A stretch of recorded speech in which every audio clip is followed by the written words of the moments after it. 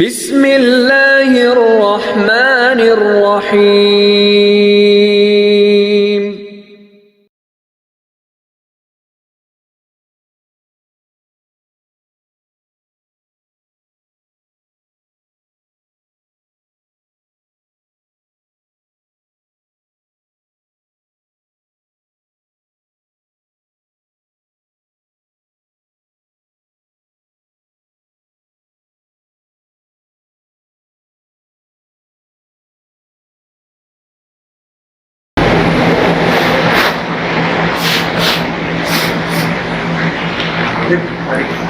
السلام علیکم ورحمۃ اللہ وبرکاتہ۔ الحمد للہ وکفى وسلام علی عباده الذین اصطفى وعلى آلہ المجتبى وعلى أصحابه المقتنع وعلى من اتبع بهداه أما بعد، فقد قال الله سبحانه وتعالى في القرآن المجيد والفرقان الحميد: فأعوذ بالله من الشيطان الرجيم، بسم الله الرحمن الرحيم،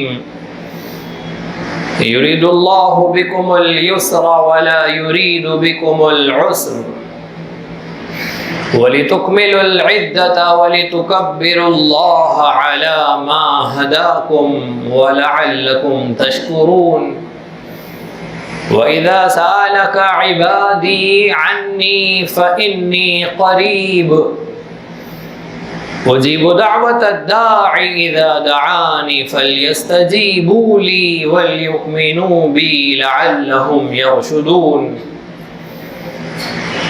وقال تعالى: ومن يبتغ غير الإسلام دينا فلن يقبل منه وهو في الآخرة من الخاسرين۔ صدق اللہ العظیم۔ بزرگان محترم اور عزیزان گرامی، اللہ رب العزت کا بے انتہا فضل و احسان، اس کا کرم ہوا کہ اس نے ماہ رمضان المبارک کی عظیم سعادت سے ہمیں بہرامند فرمایا۔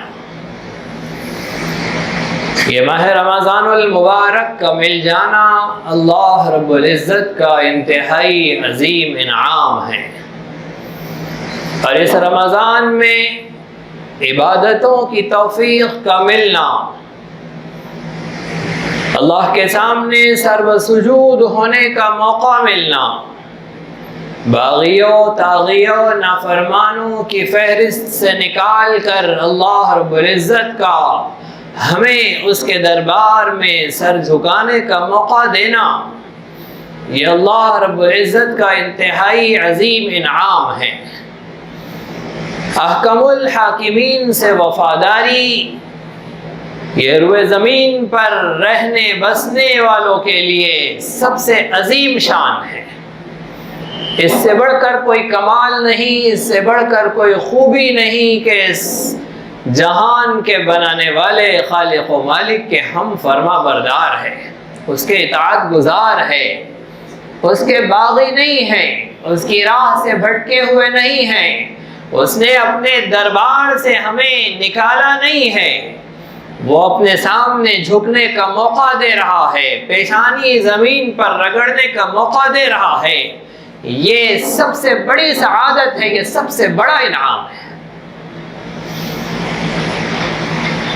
دنیا بنگلوں اور زمینات کا مالک بننے کو سعادت سمجھتی ہے، بینک بیلنس کے جمع کرنے کو کامیابی سمجھتی ہے، عہدے اور منصب کے حاصل ہو جانے کو محنت چیز ہو جانا سمجھتی ہے، لیکن یہ سب بے وقوف ہے، یہ سب نادان ہے، یہ سب عقل کے اندھے ہیں جو یہ سمجھ رہے ہیں کہ اس ساز و سامان میں سعادت ہے، اس ساز و سامان میں عزت ہے۔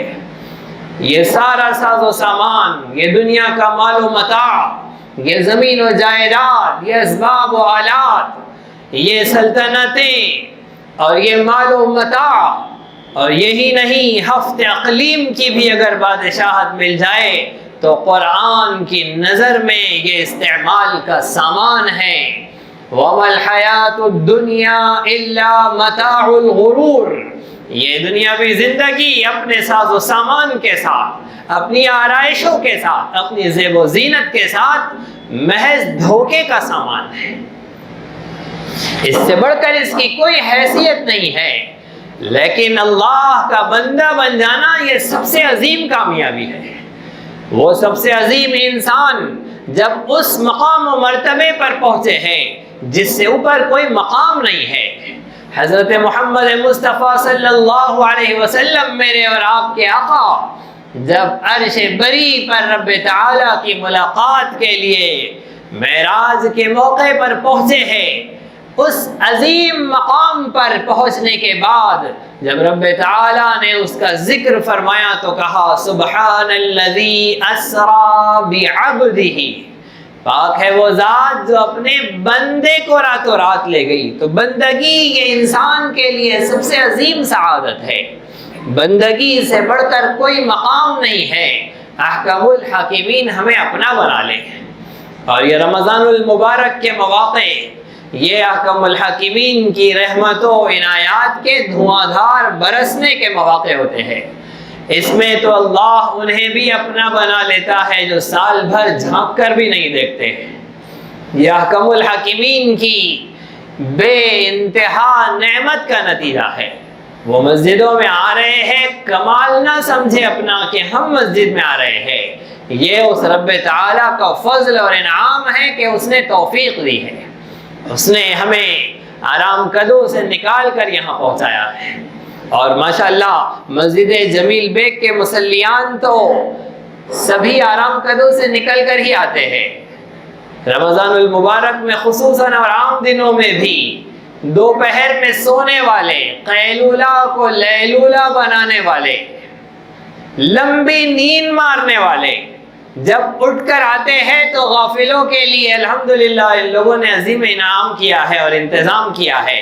یہ الگ بات ہے کہ کچھ وہ بھی ہوتے ہیں اس مسجد میں پہنچنے والے جو حق گوئی اور بے باکی کے سننے کے خواہش مند ہوتے ہیں، جو سمجھ رہے ہیں کہ آپ کی محبوب انجمن تعمیر ملت آپ کے لیے اللہ کے دین کو برملا دو ٹوک سنانے والوں سے آپ کی مخاطبت کراتی ہے، آپ کے سامنے بٹھاتی ہے۔ بہت سارے اس وجہ سے بھی یہاں پر آتے ہیں۔ غرض یہ کہ اللہ رب العزت نے ہمیں توفیق دی کہ ہم اس کے سامنے سر جھکا رہے ہیں، ہم اس کے سامنے بیٹھے ہیں۔ اللہ نے ہمیں باغیوں میں شمار نہیں کیا ہے، تو اس پر اللہ کا شکر ادا کرے کہ اس نے ہمیں روزوں کی توفیق دی۔ جنہیں توفیق ملی روزوں کی وہ اللہ رب العزت کا شکر ادا کرے، اس لیے کہ ان سے زیادہ پڑھے لکھے روزوں کی توفیق سے محروم تھے۔ اگر عقل و شعور اور سمجھداری آپ کو روزے رکھنے پر حمائل کر رہی تھی، آمادہ کر رہی تھی، تو آپ سے زیادہ سمجھدار روزوں کے بغیر جی رہے تھے۔ تو سمجھ لیجئے کہ یہ اللہ کی توفیق سے ہوا ہے۔ اگر آپ نے کلام پاک کی تلاوت کی ہے، یہ نہ سمجھے کہ یہ آپ نے تیر مارا ہے، آپ نے اپنی عقل سے اور اپنی سمجھداری سے اور اپنے فیصلے سے یہ کام کیا ہے، نہیں، آپ سے زیادہ سمجھدار ہیں جنہوں نے قرآن کو زندگی میں کبھی چھوا بھی نہیں ہے۔ آپ سے زیادہ ان کی ایجادات کو لوگ سر دھن کر مانتے ہیں، تسلیم کرتے ہیں۔ یہ اللہ کے آگے اگر آپ نے سر جھکایا ہے تو دنیا جن کی ایجادات اور تعلیمات کو تسلیم کر رہی ہے وہ بتوں کے پجاری ہیں، وہ گائے کے پیشاب کے پینے والے ہیں۔ اگر آپ اس راہ پر نہیں ہیں تو اللہ کی توفیق پر شکر ادا کریے۔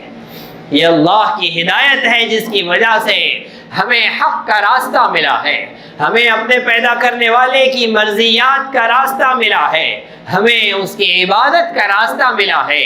اس سر کے بنانے والے کو ہم سر جھکا کر عبادت کرتے ہیں، اسے بڑا مانتے ہیں۔ اللہ نے اس راہ سے ہمیں بچایا ہے جس راہ کے چلنے والے اپنے پیروں سے کھندل کر اور ڈنڈے رسید کر کے جس مٹی کو نرم کرتے ہیں اس مٹی سے بتوں کو بنا کر اس کے آگے جھکتے ہیں۔ ابھی تو پرسوں ڈنڈے رسید کیے جا رہے تھے، ابھی تو بچوں کو بلا کر اس پر جمپنگ کرائی جا رہی تھی، وہ مٹی جو نرم نہیں ہو رہی تھی اس مٹی کو زبردستی نرم کیا گیا، اس سے کچھ مورت بنائی ہے، اس سے کچھ نقشہ بنایا ہے، اس پر کچھ رنگ بھرے ہیں، تو اب وہ پوجنیہ ہو گئی، اب وہ سر جھکانے کے لائق ہو گئی۔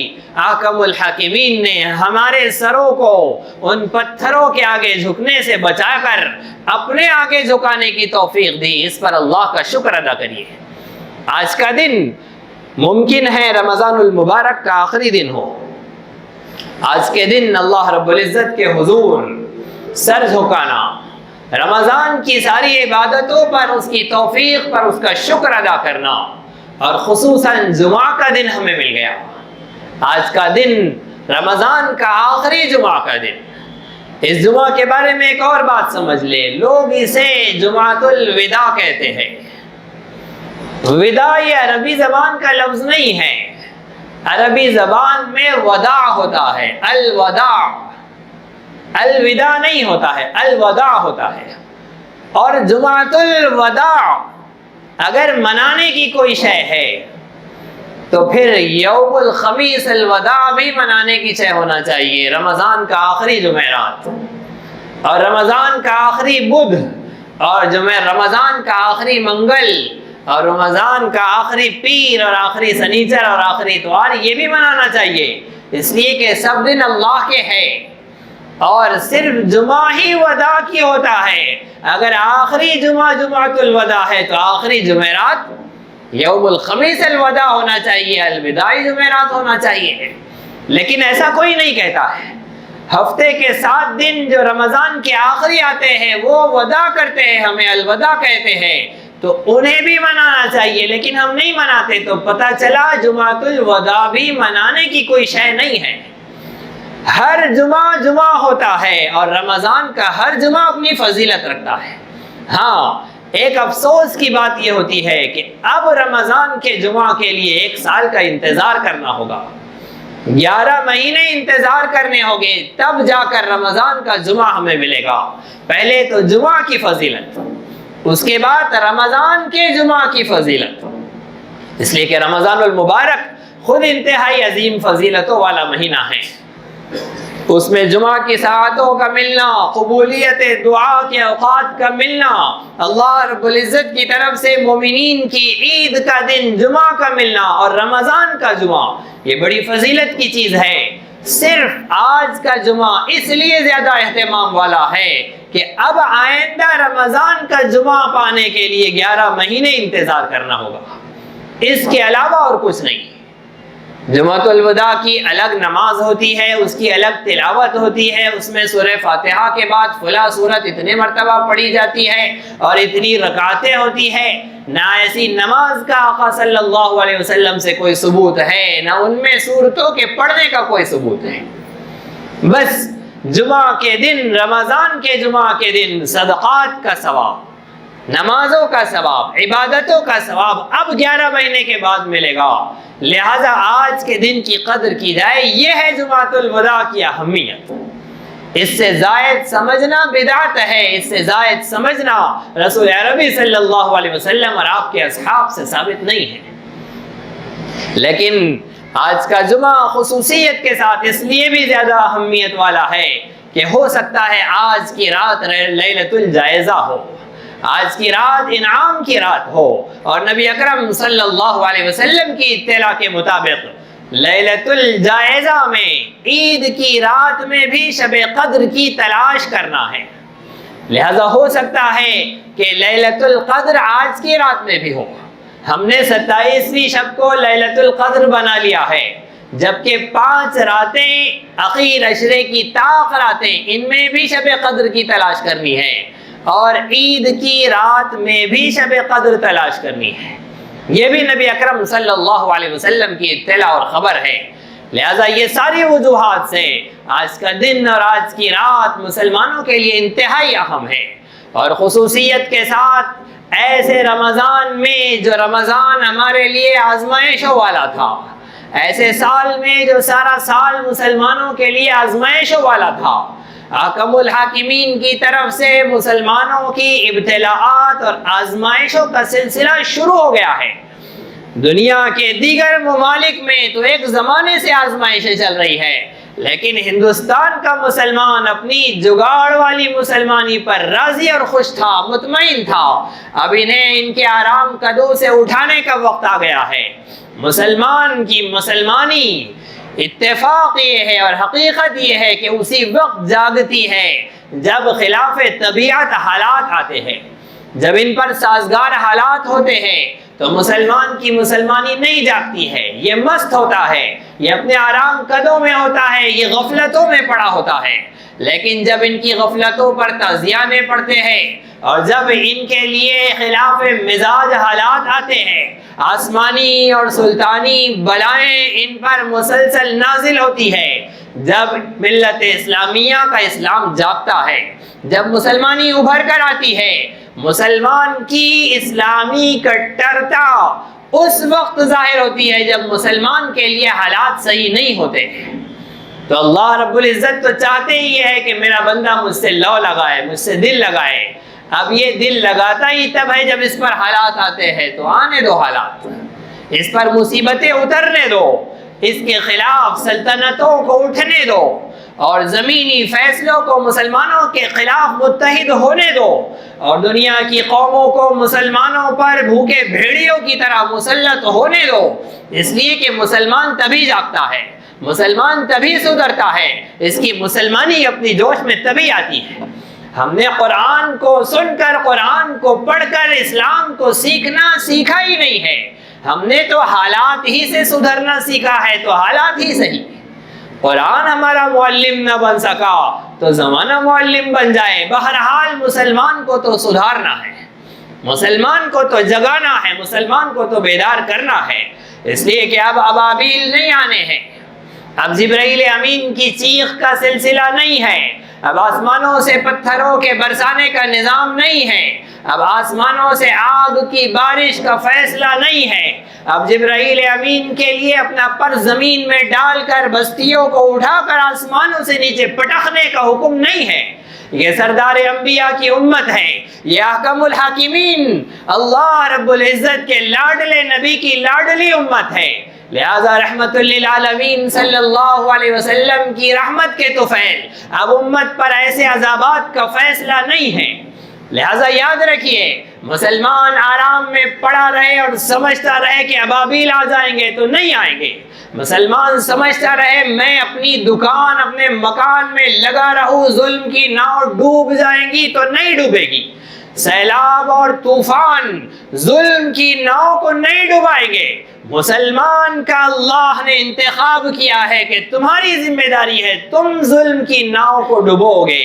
اللہ کی زمین ظلم سے بھرتی جائے، مسلمان اپنی نمازوں میں مصروف ہو، یہ اللہ کو ہرگز پسند نہیں۔ دنیا میں جھوٹ دندناتا رہے، مسلمان اپنی سحری اور افطار میں رہے، اللہ کو یہ ہرگز منظور نہیں۔ اللہ کی زمین کفر سے بھری ہوئی ہو، اللہ کی زمین بدعنوانیوں سے بھری ہوئی ہو، اللہ کی زمین پر قتل اور غارت گری کا راج ہو، اللہ کی زمین پر ظلم کا ننگا ناچ ہو، اور مسلمان میری مسلمانی، میرے بچے، میری دکان، میرا مکان مصروف رہے۔ ظلم سے کون نہ بردازمہ ہو، فرشتوں تم آؤ، ہم تیار نہیں ہے، اور قتل و غارت گری کا کون خاتمہ کرے، ابابیل تم آ کر پتھر برساؤ، مسلمان تیار نہیں ہے، اور دنیا کو بدعنوانیوں سے کون نجات دلائے، جبرائیل امین آپ چیخ لگائیے، مسلمان تیار نہیں۔ اگر مسلمان تیار نہیں ہے اور نہیں ہونا چاہتا ہے تو یہ قوموں کا بھیڑیوں کی طرح تم پر مسلط ہونا حق ہے، بجا ہے، اس لیے کہ اس کے بغیر تمہاری بیداری کے کوئی آثار نہیں ہے۔ اگر مسلمان بیدار ہونے کے لیے تیار نہیں ہے تو اللہ رب العزت کو اسے بیدار کرنا آتا ہے، وہ احکم الحاکمین ہے، وہ خالق کائنات ہے، اسے پتا ہے میری پیدا کی ہوئی شے کس شے سے سدھرے گی، اسے پتا ہے یہ آخر زمانے کا مسلمان کس انداز سے بیدار ہوگا، کس انداز سے اپنی غفلت اور نیند سے جاگے گا، لہٰذا اللہ تو جگائے گا، اس لیے کہ سردار انبیاء کی رحمت کے طفیل اب دنیا کے کافروں پر ویسا عذاب نہیں آنا ہے جیسے پہلی امتوں پر آیا تھا۔ پچھلی امتوں پر جو عذابات آتے تھے وہ عذابات ایسے ہوتے تھے جس کے نتیجے میں جس بستی پر عذاب آتا اس بستی میں موجود جانور بھی ختم ہو جاتے، اس بستی میں جو کھیت کھلیان ہوتے وہ بھی تباہ ہو جاتے، وہاں رہنے والے بوڑھے مریض بیمار لوگ بھی ختم ہو جاتے، معصوم بے گناہ بچے بھی تباہ ہو جاتے، عورتیں جو اپنے گھروں میں بند ہیں وہ بھی عذاب میں مبتلا ہو جاتی، مجرم چند ہوتے لیکن وہ عذاب ایسا ہوتا کہ ساری بستی تہس نہس ہو جاتی۔ سردار انبیاء کی رحمت کے طفیل اللہ نے اب اس امت کے منافقوں پر، اس امت کے کافروں پر، اس امت کے ظالموں پر ویسا عذاب نہیں بھیجنا ہے، اس لیے کہ رحمت للعالمین کی رحمت کے طفیل اس امت کے بوڑھے کافروں پر عذاب نہیں آئے گا، اس امت کے کمزور کافروں پر عذاب نہیں آئے گا، اس امت کی کافرہ عورتوں پر عذاب نہیں آئے گا، اس امت کے کافر مذہبی رہنماؤں پر عذاب نہیں آئے گا، کافروں کے جانوروں کو نہیں مارا جائے گا، کافروں کی کھیتیوں کو نہیں جلایا جائے گا، ان کے گھروں کو مسمار نہیں کیا جائے گا، صرف جو ظالم مقابلے میں آئے گا اسے کیفر کردار تک پہنچایا جائے گا۔ یہ ہے رحمت للعالمین کی رحمت کا صدقہ کہ ایسی رحمت ہے کہ کافر بھی آقا کی رحمت سے محروم نہیں ہے۔ یہ تو اللہ کا قانون ہے، مسلمان کہہ رہا ہے اللہ میاں آپ اپنا قانون بدلو، ہم کو تو وہی عذاب ہونا جو پہلے تھا، ایسا نہیں چلے گا۔ مسلمان کے لیے اللہ رب العزت نے اب ایک ڈیوٹی لگائی ہے کہ اللہ کا عذاب بن کر تم ظالموں پر مسلط ہوگے، لیکن مسلمان تو خود مظلوم بنا ہوا ہے۔ مسلمان کے حالات یہ ہے کہ مسلمان ڈیفنس کے لیے بھی تیار نہیں ہے، یہ بیچارے کو تو بھاگنا بھی نہیں آتا ہے بچ کر، اسے مارنا تو چھوڑیے مار کھانا بھی نہیں آتا ہے، ایک پھٹکے میں سو جاتا ہے۔ یہ اللہ کے کافروں اور دشمنوں کے اوپر کیا سینہ سپر ہو کر کھڑا ہوگا؟ مسلمان جب دفاع کے لیے تیار نہیں ہے، ڈیفنس کے لیے تیار نہیں ہے، اس لیے کہ اس کی کھال نرم ہے، اس کی ہڈی کمزور ہے، اس کی نرم کھال کو گرم کرنا ضروری ہے، اس کی کمزور ہڈیوں کو مضبوط بنانا ضروری ہے، یہ اپنے اختیار سے تو تیار نہیں ہے، ان سے مرغ مسلم نہیں چھوٹتے ہیں، ان سے مسالے دار کھانے نہیں چھوٹتے ہیں، اور رمضان کی راتوں میں چٹوری گلیوں کو آباد کرنے سے مسلمان بیزار نہیں آتا ہے، یہ مسلوں کو آباد نہیں کرتا ہے، چٹوری گلیاں ان سے آباد ہے۔ ظاہر بات ہے جب انہوں نے اپنی ترجیحات بدل دی ہے تو اللہ رب العزت کو تو انہیں مضبوط بنانا ہے، اب اللہ رب العزت تمہارے لیے مضبوطی کے فیصلے لائے گا۔ رمضان تو بہرحال اس کی رحمت کا فیصلہ ہوتا ہے، اس کی رحمت کے برسنے کا مہینہ ہوتا ہے، لیکن رمضان المبارک کے اختتام پر جو آزمائش منتظر ہے ہندوستان بھر کے مسلمانوں کے لیے، خصوصاً یو پی کے مسلمانوں کے لیے، یو پی اتر پردیش جو ہندوستان کا سب سے بڑا صوبہ ہے، سب سے بڑی ریاست ہے، ہندوستان کی ملکی سیاست پر اس کے اثرات، ملکی مالیت پر اتر پردیش کے اثرات، ملکی ایجوکیشن پر اس صوبے کے اثرات بہت زیادہ پڑتے ہیں، لہذا اس صوبے میں انتشار کا ہونا سارے ملک میں انتشار کا پیش خیمہ ہے، اس صوبے میں بگاڑ کا آنا سارے ہندوستان کے لیے سنگین ترین الارم ہے۔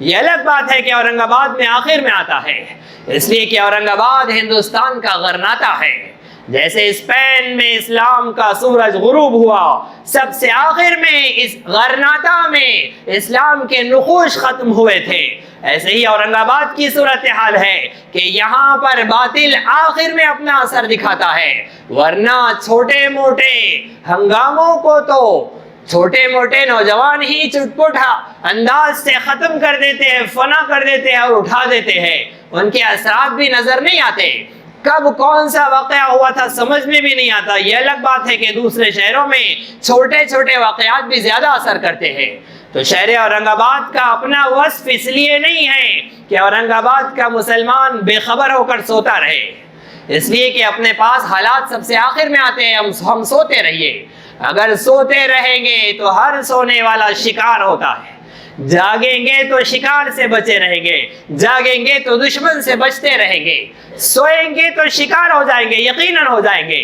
آپ اگر شکار کرنا جانتے ہیں تو آپ سمجھ سکتے ہیں کہ جو شکار غفلت میں ہوتا ہے وہ نشانہ بن جاتا ہے۔ امت مسلمہ نے شکار بھی چھوڑ دیا ہے، یہ موبائل میں شکار کرتے ہیں، گیمز کے اندر یہ شکار کرتے ہیں۔ چپ چپ کی مسلمانی میں ساری جوانی اور مردانی سب چپ چپ والی ہے۔ یہ ہے مسلمان کی صورتحال، مسلمان کے المیہ اور مسلمانوں کے حالات۔ مسلمانوں کو چاہیے کہ مسلمان رمضان کے بعد بھی مسلمانی کے لیے تیار رہے۔ جو مسلمان تیار نہیں ہے رمضان کے بعد بھی مسلمانی کے لیے، چاند رات اگر چاند نظر آ جائے تو وہ توبہ تلا کر لیں گے مسلمانی سے۔ اگر مغرب بعد چاند نظر آ گیا تو عشاء بھی پڑھنا گوارا نہیں ہے، عید کی فجر میں بھی غافل رہنے والے ہیں، تیار نہیں ہے مسلمان۔ اگر ہے ایسے مجمع میں موجود اور اگر ان تک آواز پہنچ سکتی ہے اس میڈیا کے ذریعے، تو ان سے درخواست ہے کہ اپنی مغفرت کے لیے کوئی نیکی کا کام کر کے جائیے۔ اگر شیطان تمہیں 5 وقت کی نماز نہیں پڑھنے دیتا ہے تو 5 وقت کی نماز والوں سے جو کام نہیں ہوتا ہے وہ کام تمہارے لیے ہے۔ اگر ممبر و محراب والے کوئی نیکی کا کام نہیں کر سکتے ہیں تو چوراہوں کو آباد کرنے والوں تمہارے ذمے بھی بہت نیکی کے کام ہیں۔ اگر تہجد گزار کوئی نیکی کا فریضہ ادا نہیں کر سکتے ہیں تو ہوٹلوں کو آباد کرنے والوں تمہارے لیے بھی نیکی کے بہت سے کام باقی ہیں۔ جیسا کیے ہے رمضان المبارک میں نیکی کا کام، ویسے اب بھی نیکی کے کام باقی ہے، اور آگے کے حالات جو سنگین ترین ہونے ہیں وہ سارے حالات میں ملت اسلامیہ کو جاگنا ہے، بیدار رہنا ہے، انہیں غافل نہیں ہونا ہے، انہیں سست نہیں ہونا ہے، انہیں اپنی مسلمانی سے چھٹی نہیں لینی ہے۔ اللہ کے لیے، اس کے دین کے لیے جو خدمت کر گزر سکتے ہو کر گزرو۔ یہ الگ بات ہے کہ 5 وقت کی نماز ضروری ہے، فرض ہے جس سے چھٹی نہیں ہے، لیکن جو فجر میں نہیں اٹھتا ہے اسے فجر کی قضا کرنا ہے، لیکن فجر کی قضا کے ساتھ ایک اور نیکی کا کام کرنا ہے۔ مسلمانوں کو مضبوط بننا ہے، مسلمانوں کو مستحکم ہونا ہے، مسلمانوں کو آنے والے فتنوں سے بیدار رہنا ہے، باخبر رہنا ہے۔ عالمی سیاست اور ملکی سیاست یہ یقیناً ہمیں جگانے کے لیے آئی ہے، یہ اللہ رب العزت کی نعمت ہے، ان کا تحفہ ہے۔ یاد رکھیے، جیسے مسلمان پر مرنے کے بعد جہنم انعام ہے، ایک نافرمان مسلمان پر، ایک گنہگار مسلمان کے لیے جہنم اللہ کا تحفہ ہے، اللہ کا انعام ہے، اس لیے کہ جنت پاکیزہ لوگوں کا مقام ہے۔ یہ تو گناہوں کی گندگی کے ساتھ گیا ہے، اگرچہ مسلمان تھا لیکن گناہوں کی گندگی کے ساتھ گیا ہے، اپنے اوپر گناہوں کا زنگ اور میل لے کر گیا ہے۔ اب یہ جنت میں جانے کے لائق تو نہیں رہا، لیکن مسلمان بھی ہے، اللہ رب العزت اسے جنتی بنانے کے لیے، اس کا زنگ دھونے کے لیے، اس کے میل کو صاف کرنے کے لیے آگ میں ڈالے گا۔ تو مسلمان کے لیے جہنم آگ ہوگی صفائی کی، اس کے زنگ کو نکالنے کی، اس کے میل کو دھونے کی، اسے جنت کے لائق بنانے کی۔ تو اللہ کا انعام ہوا جہنم۔ جیسے مرنے کے بعد گنہگار مسلمان کے لیے اللہ کی جہنم اللہ کا انعام ہے، اللہ کی نعمت ہے، ایسے ہی دنیا میں ان ظالموں جابروں کا مسلط ہونا کمزور مسلمانوں کے لیے انعام ہے، اس لیے کہ مسلمان ان کے بغیر تو سدھرنے والا تھا نہیں۔ اب ان کے ظالمانہ قوانین کے تحت پس کر دب کر مسلمان بیدار ہوگا، جب انہیں اس لیے مارا جائے گا کہ یہ مسلمان ہے۔ مسلمان کے چوری کو، مسلمان کی ڈکیتی کو، مسلمان کے گناہوں کو، مسلمانوں کی غنڈہ گردی کو دیکھ کر انہیں چھوڑا نہیں جائے گا۔ جیسے شیطان گنہگار مسلمان کو دیکھ کر یہ سمجھتا تھا کہ چلو یہ اپنا ہی پلیئر ہے، کوئی مسئلہ نہیں، لیکن یہ 2 پاؤں والے شیطان جو زمین پر پھر رہے ہیں یہ نہیں سمجھتے ہیں کہ اگر یہ گنہگار ہے تو اپنا پلیئر ہے، یہ صرف یہ دیکھتے ہیں کہ یہ مسلمان ہے، لہٰذا 20 گولیاں ڈال کر انہیں بھون دیا جائے۔ یہ نہیں دیکھتے ہیں کہ یہ بھی تو دنیا کے اندر غنڈہ گردی کر رہا تھا، یہ نہیں دیکھتے ہیں، وہ صرف یہ دیکھتے ہیں وہ یہ کافر اور یہ دو پاؤں والے شیطان اور یہ انسانوں کی کھال میں شیاطین الانس یہ نہیں دیکھتے ہیں کہ مسلمان داڑھی والا ہے لہٰذا اسے مارا جائے، مسلمان 5 وقت کا نمازی ہے لہٰذا اسے مارا جائے، یہ نہیں دیکھتے ہیں۔ وہ تو صرف یہ دیکھتے ہیں کہ اس کا نام عبداللہ عبد الرحمن ہے، اس کا نام عتیق احمد اشرف احمد ہے، بس نام اس کا مسلمان ہے، اس کے نام کے ساتھ احمد اور محمد لگا ہے، ہمارے لیے اپنی نفرت کے اتارنے کے لیے یہ کافی ہے۔ یہ ان کی صورتحال ہے، انہیں صرف مسلمان چاہیے اپنی نفرتوں کے اظہار کے لیے، یہ تو تیار ہے اور ہماری تربیت کے لیے تیار ہے۔ اللہ نے انہیں ہمیں جگانے کے لیے مسلط کیا ہے، اگر ہم قرآن کو پڑھ کے جاگ جاتے تو ان کی اوقات نہیں تھی کہ یہ ہمارے سروں پر سوار ہوتے۔ یہ تو اللہ کے کتے ہیں جو بکھری ہوئی اور منتشر اور ریوڑ سے بھاگ رہی بکریوں کو ریوڑ میں واپس لانے کے لیے مسلط کیے گئے ہیں۔ جیسا چرواہا اپنے ریوڑ سے بھاگنے والی ہریالی ہری ہری گھاس کو دیکھ کر ادھر ادھر جانے والی بکریوں کو واپس ریوڑ میں لانے کے لیے کتے کو ان کی طرف چھو کرتا ہے، اشارہ کرتا ہے، وہ کتا ان بکریوں پر اس وقت تک مسلط رہتا ہے جب تک کہ وہ بکریاں ریوڑ میں نہ آ جائے۔ ایسے ہی یہ کتے مسلط ہیں ہم پر، اس سے زیادہ ان کی کوئی حیثیت کوئی اوقات نہیں ہے۔ کافر کے لیے جینا بھی جائز نہیں ہے روئے زمین پر، اس کے لیے لقمہ بھی حلال نہیں ہے، وہ سرداری کر لے، وہ کرسیوں پر مسلط ہو جائے، یہ تو ان کے لیے ہرگز لائق اور زیبا نہیں ہے۔ حکم الحاکمین کی عدالت میں ان کے لیے سانس لینا بھی جرم ہے۔ باغیوں اور طاغیوں کے لیے سزائے موت کے علاوہ اور کوئی راستہ نہیں ہے، اور باغی سروں پر مسلط ہو اور قوانین ان کے ہاتھ میں ہو اور قلم اور قرطاس کے یہ مالک ہو، یہ تو اللہ کے میزان کے بالکل خلاف ہے، یہ تو اس عدل کے بالکل خلاف ہے جس کے مطابق رب تعالیٰ نے اس کائنات کو بنایا ہے۔ یہ تو ایسی صورتحال ہے کہ کار الٹی پڑی ہوئی ہے، اس کے ٹائر اوپر ہے اور چھت نیچے ہے، اس لیے کہ ان کے ہاتھ مملکت و سلطنت ہو، یہ تو کار کا چھت نیچے ہو جانا اور ٹائر اوپر ہو جانا ہے۔ اگر مسلمان کے ہاتھ میں ہوتی تو ٹائر نیچے ہوتے اور وہ گاڑی منزل مقصود کو پہنچتی۔ یہ صورتحال ملت اسلامیہ کی اور سرزمین ہندوستان کی اور ساری دنیا بھر کی ہے، لہذا ملت اسلامیہ کو اس آئینے کو سمجھنا ہے، اس حقیقت سے آگہی حاصل کرنی ہے۔ اس درمیان میں ایک چھوٹا سا اعلان سماعت فرمائیں۔ الحمدللہ آپ اس مسجد میں آتے ہیں نمازوں کے لیے، آپ کی محبوب مسجد، آپ کے لیے بہت سارے سہولتیں اور آسانیاں فراہم کرنے والی مسجد، یہ تعمیر ملت آپ کی محبوب انجمن کے تحت یہاں کے انتظامات چلائے جاتے ہیں جس کے اندر بہت سارے خیر اور فلاح کے کام ہوتے ہیں، ضرورت مندوں محتاجوں کی ضروریات کا پورا کرنا۔ ہاسپٹلز میں بلا لحاظ مذہب و ملت، بلا تفریق رنگ و نسل جتنے ضرورت مند محتاج ہوتے ہیں ان کے کھانے پینے کے انتظامات کرنا، 2 وقت کے ان کے کھانے کا نظم، جتنے گورنمنٹ ہاسپٹلز ہیں وہاں کے سارے ضرورت مند مریضوں کے کھانے کے انتظامات یہاں سے کیے جاتے ہیں، ان کی دوا ضروریات کے لیے رہنمائیاں کی جاتی ہے، نوجوانوں کے روزگار کے لیے اعلانات لگائے جاتے ہیں، اس کی رہنمائیاں کی جاتی ہے، اس کے تعلقات کرائے جاتے ہیں، اور شادی کے لیے غیر شادی شدہ لوگوں کے لیے یہاں پر بڑا اہم کام ہے کہ رابطے کا کام کرایا جاتا ہے، باہر سے آنے والے مسافروں کے لیے مسافر خانہ ہیں، یہ سارے خیر کے کاموں میں لگے ہوئے ہیں، ایک عملہ ہے جو مستقل یہاں کام کر رہا ہے، لہذا ان کی تنخواہوں کے مسائل، اسی طرح سے ان کے سارے خیر کے کاموں کے اندر ان کے تعاون کے مسائل، یہ سب ان کے آپ کے تعاون سے ہوتے ہیں، ان کا کوئی سفیر نہیں ہے، ان کا کوئی چندے والا نہیں ہے، یہ مسجدوں میں اعلان کر کے گھروں گھر جا کر تعاون حاصل نہیں کرتے ہیں، بس آپ حضرات جو یہاں تعاون کرتے ہیں اور آفس میں جا کر جو دے دیتے ہیں اور سال بھر جو آپ کا تعاون حاصل ہوتا ہے یہی ان کے خیر کے کاموں میں ان کا مددگار ہوتا ہے۔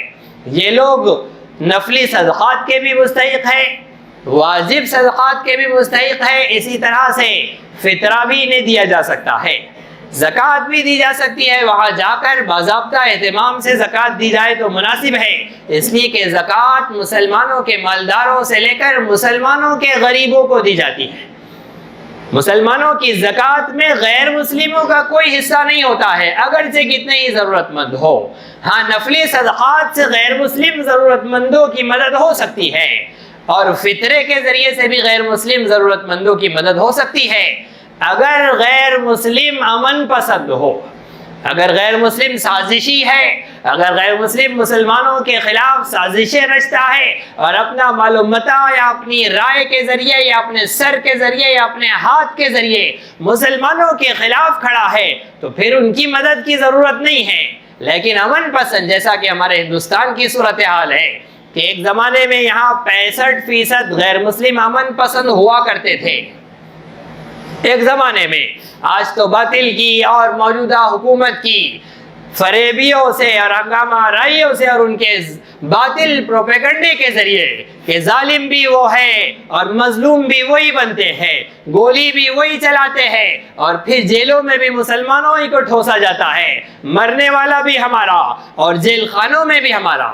ان کے تو جیلوں میں 5 سٹار ہوتے ہیں اور سہولت دینے کے لیے، جان بچانے کے لیے ان کے مجرموں کو جیلوں میں ڈالا جاتا ہے، اور اپنے گھر سے زیادہ اور غریب گھرانوں سے بلونگ کرنے والے ان 3 مجرموں کو ان دنوں میں 5 سٹار لائف گزارنے کا، لگزریس لائف گزارنے کا موقع مل رہا ہے۔ جس جیل میں خطرہ دکھا وہاں سے پھر دوسری جگہ منتقل کر دیا، پھر کوئی ڈراؤنا خواب آیا پھر وہاں سے کوئی اور منتقل کر دینا۔ یہی تو ان کی صورتحال ہے۔ یہ باطل کو، یہ ظلم کو اپنے سر کے نیچے، اپنے جھنڈے تلے پروان چڑھانا چاہتے ہیں۔ مسلمان کی ذمہ داری ہے کہ یہ ظلم کی ناؤ کو ڈبونے کے لیے آیا ہے۔ مسلمان کی ذمہ داری ہے کہ یہ اللہ کی زمین کو امن سے بھرنے کے لیے آیا ہے۔ مسلمان کی ذمہ داری ہے کہ یہ اللہ کی زمین پر انصاف کے قیام کے لیے آیا ہے۔ اگر مسلمان کہے کہ میں اپنے 300-600 اسکوائر فٹ کے گھر میں انصاف قائم کر دوں گا، چوکھٹ کے باہر سے مجھے کوئی لینا دینا نہیں، تو منتظر رہیے، یہ ظلم تمہارے طرف آ رہا ہے۔ اور رمضان کے بعد جو ان کے پلاننگ ہے اور ان کی تیاریاں ہیں ہندوستان کے مسلمانوں پر حالات کے سنگین کرنے کی، وہ تو بالکل کھلی ہوئی ہے۔ اور کیوں نہ ہو، ہم سدھرنے کے لیے تیار نہیں ہے۔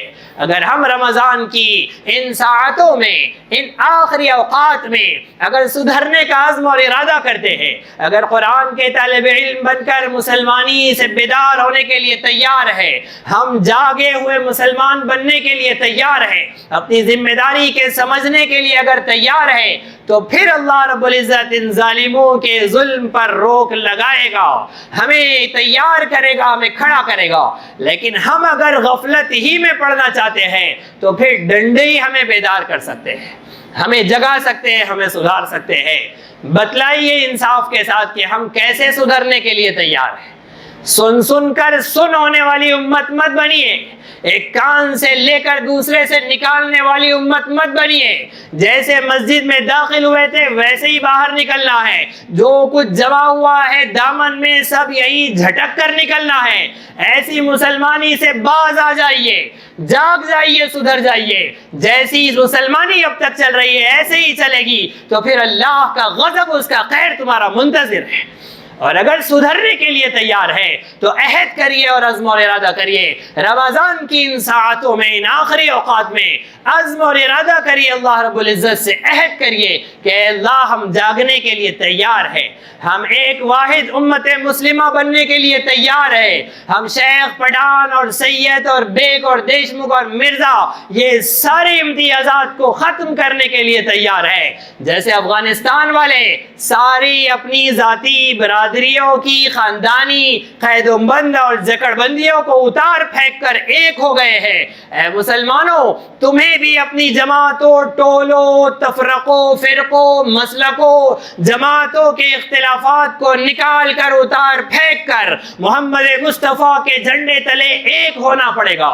تب جا کر یہ امت واحدہ ہندوستان میں ہر 5 میں 1 مسلمان بقیہ 4 پر حاوی ہونے کے لیے کافی ہے۔ اور کیوں نہیں کافی ہے؟ مسلمان اپنے آپ کو بزدل سمجھ رہا ہے، یہ دیکھے اس کے اندر کیا ہے۔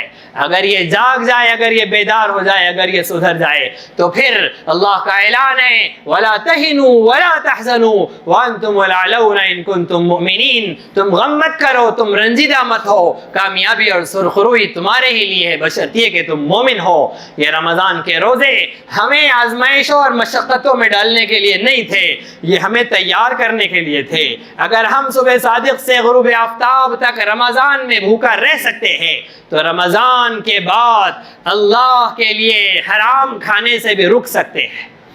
اگر ہم صبح صادق سے غروب آفتاب تک رمضان میں بیوی سے جائز خواہش کے پورا کرنے سے رک سکتے ہیں تو رمضان کے بعد حرام کاریوں سے بھی رک سکتے ہیں۔ اللہ رب العزت ہمیں یہ مشق کرا رہے تھے، اگر رمضان میں ہم جھوٹ بولنے سے رک گئے ہیں تو رمضان کے بعد بھی ہم جھوٹ سے رک سکتے ہیں۔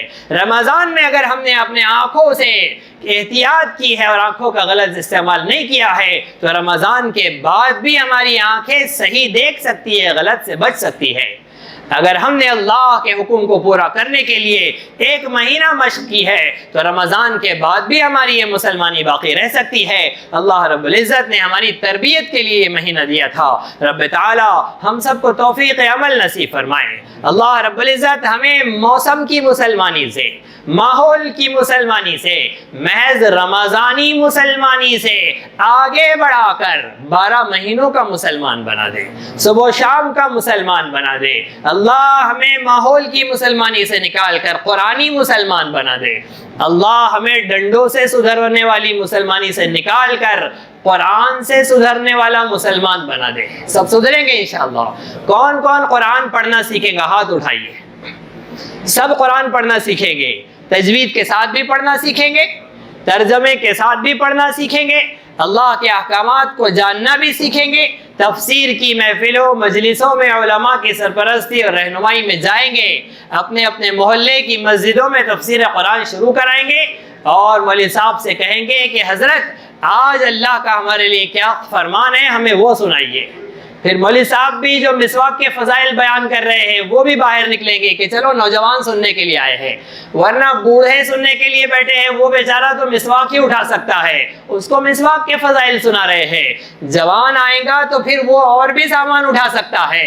اب سب اٹھانے کی ضرورت ہے، لہذا مسلمان سب اٹھانے کے لیے اگر تیار ہوگا تو مولوی صاحب بھی اسے وہ دین سنائیں گے۔ سامنے بیٹھے کچھ لوگ ہیں اور سنا رہے کوئی دین، تو مسئلہ تو اعتدال والا نہیں ہے، لہٰذا جوانوں جاؤ، جوان اسلام سنائیں گے مولوی صاحب۔ مولوی صاحب بھی بوڑھا دین سنا سنا کر بڑھاپے میں جا رہے ہیں، لہٰذا انہیں بھی جگاؤ اور اللہ کا دین آج ہمارے لیے کیا کہتا ہے وہ ان سے پتہ کرو، ان سے معلوم کرو، تب جا کر ہمارے لیے رہنمائیاں ملے گی۔ رب تعالی ہم سب کو توفیق عمل نصیب فرمائے۔ آج کی رات کو اللہ کو راضی کرنے کے لیے گزارے، مرد بھی عورتیں بھی، بازاروں کی زینت نہ بنے، نہ ہم بنے نہ ہماری عورتوں کو جانے دیں۔ یہ ظالم، یہ بھوکے بھیڑیے اور درندے، یہ انسانوں کے جسموں اور کھالوں کے اندر یہ بھیڑیے اور یہ شیطان کے پلے، یہ ہماری بچیوں کو کافرہ بنانے کے لیے موقعوں کی تلاش میں ہوتے ہیں۔ آپ نہیں دیکھ رہے ہیں کہ بڈی لینڈ کی چٹوری گلی میں صرف مسلمان نہیں، یہ بھی ہے، یہ کبھی سیڈی چوک سے ہو کر فالودہ پیتے ہیں، تو کبھی شاگن سے آ کر فالودہ پیتے ہیں، تو کبھی لوڈا کرنجا سے جا کر چائے پیتے ہیں۔ ان کے 10-10 12-12 کے ٹولے یہ ہمارے فالودوں پر فدا نہیں ہے، یہ ہماری بیٹیوں پر بھی فدا ہے، یہ ان کے ساتھ بھی غلط حرکتوں میں مبتلا ہے۔ لہٰذا اس بھیڑ میں یہ اپنے شکار تلاش کرنے کے لیے گھسیں گے، انہیں موقع نہ دیے جائے۔ اپنی بچوں اپنی بچیوں کو آج کی رات میں خصوصاً بازاروں کی زینت بننے سے بچایا جائے۔ سب بچائیں گے انشاءاللہ، جتنے یہاں ہیں یہ تو اپنی بیٹیوں سے کہہ دے کہ ہم معاف نہیں کریں گے تمہیں اگر تم آج کی رات باہر نکلو گی۔ ہماری بیویوں کو تیار کرے کہ اپنی بچیوں کو کہو کہ ہمارا دودھ حلال نہیں ہوگا تم پر اگر تم آج کی رات گھر میں نہیں رہو گی، بازاروں کی زینت بنو گی۔ لہٰذا انہیں ایموشنلی بلیک میل کرو، انہیں سمجھاؤ، انہیں قرآن و سنت سے جوڑو، انہیں علماء اکرام کی رہنمائی میں تعلیم کی ترغیب دو۔ غرض یہ کہ اپنی بچیوں کو ارتداد سے بچانے کی فکر کرو، جس کے لیے یہ آج تیار ہے، اور کل یہ عید کی مبارکبادیاں دیں گے. عید اگر ہو جائے تو آپ کی بیٹیوں کے واٹس ایپ چیک کرنا, ان کے انسٹاگرام چیک کرنا, ان کے فیس بک چیک کرنا. ایک آئی ڈی نہیں, 2 2 3 3 آئی ڈی ہوتی ہے اندر, وہ سب چیک کرنا. ذرا سمجھدار بنیے, ہوشیار بنیے. ان کو عید کی مبارکبادیاں دے کر اور ان کے عید کے ڈریس میں فوٹوز پر لائک اور کمنٹس کر کے یہ ہماری بچیوں کو شکار کرتے ہیں. لہذا اپنی بچیوں کے موبائلز کی بھی نگرانی کریے, دیکھیے ان کے تعلقات کی نگرانی کریے. یہ ارتداد کا شکار ہو رہے ہیں. آپ خود تعریف کرنے والے بنیے نا اپنی بچیوں کی, اپنی بیویوں کی تعریف کرنے والے بنیے. بیوی کی تعریف تو کرتے ہیں ہم, لیکن اپنی بیوی کی نہیں, دوسرے کی بیوی کی تعریف. پڑوسی کی تعریف ہم سے بڑی اچھی ہوتی ہے, اپنی بیویوں کی تعریف کریے. ان کو کاہے کو تعریف سننے کے لیے کسی اور کو دیکھنے کی نوبت آ رہی ہے. ان کا کاندھا خود بنیے جس کے اوپر وہ اپنا سر رکھ سکے. وہ اپنے غم کے سنانے کے لیے, اپنے دکھوں کی تلافی کے لیے کسی اور کاندھے کی کیوں تلاش میں جا رہے ہیں؟ ہم کیوں ان کے غم گسار نہیں بنتے ہیں؟ اپنی بیویوں کا, اپنی بچیوں کے دوست ہم خود بنیے. کاہے کے لیے دوسروں کو دوستی کے لیے چھوڑ رہے ہیں؟ اللہ رب العزت ہم سب کو توفیق عمل نصیب فرمائے. اللہ رب العزت ہمیں بیدار رہنے کی, ساری دنیا کو بیدار کرنے کی, دنیا سے ظلم کے خاتمے کی اللہ ہم سب کو توفیق عطا فرمائے. آمین. وآخر دعوانا ان الحمد للہ رب العالمین.